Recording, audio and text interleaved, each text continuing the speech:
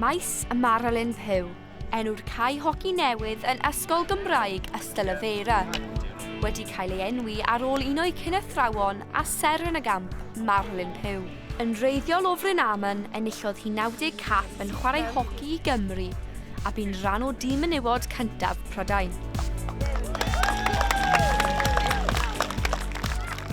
Diwrnod i ddathlu ei llwyddiannau yn ôl y brif athrawes.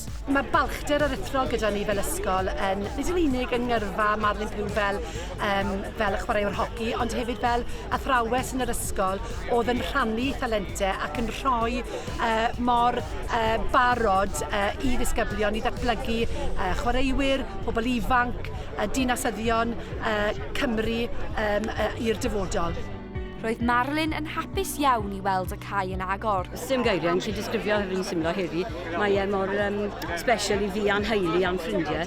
A gweld yr holl blantyn yn mwynhau ac yn cymryd rhan ar y cae. A mae wych. Ni'n dal yn ffili credu fe fod nhw wedi galw fel yn ori, ond maes Marilyn Pugh, maes hwnna'n grêt wedi. Ac i'r disgyblion, cyfle i ymarfer ei sgiliau hoci ar gae hollol newydd. Fi wedi cael cyfle i cymysgu gyda'r ysgolion eraill a plant. Roedd Marilyn wedi dysgu mam fi a mae dad fi wedi gweithio gyda Marilyn. A mae fe'n rili dda heddi bod mae i dathlu hi. Fi wedi joio dathlu Marilyn a dod yma i gweld beth mae fe'n fel.